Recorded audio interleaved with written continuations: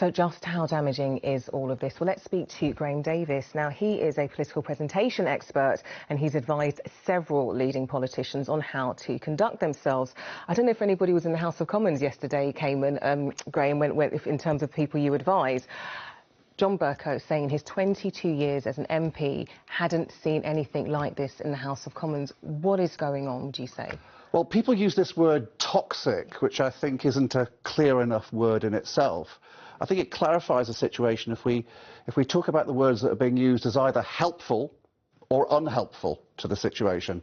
And they cross that borderline into being unhelpful if the reaction they provoke is one of anger as opposed to one of logic, if they shut down the debate as opposed to stimulating it. And if you choose the wrong words and say them with the wrong tone and the wrong body language, they don't calm the fire of resentment, they actually spray napalm on it. So give us examples of that from what you saw last night. Well, of course, the two words that I think who've received the most focus of the use by the Prime Minister of the phrase either humbug or indeed the surrender bill.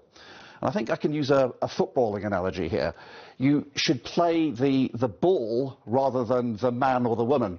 When he was talking about the surrender bill, as he calls it, that I think is a classic example of vigorous parliamentary debate.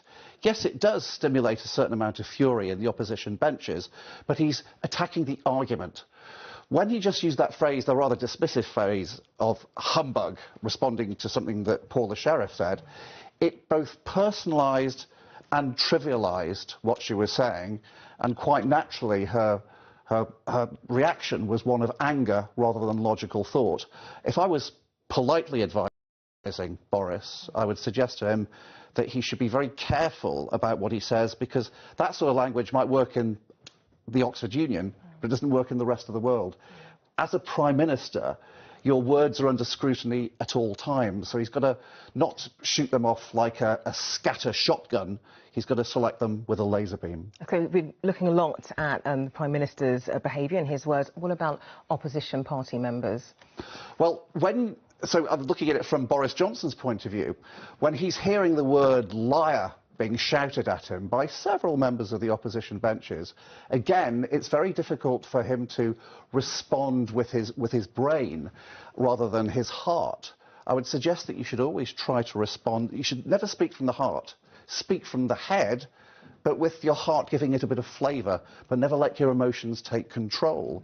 It's very difficult to do a presentational handbrake, which is to pause for a few seconds, take a deep breath, and then make sure that you're choosing your words carefully when someone's shouting essentially an insult at you. This is just so fascinating. I've never known a time like this. Graham Davies, really good for your reaction and your insight into all of this. Thank you.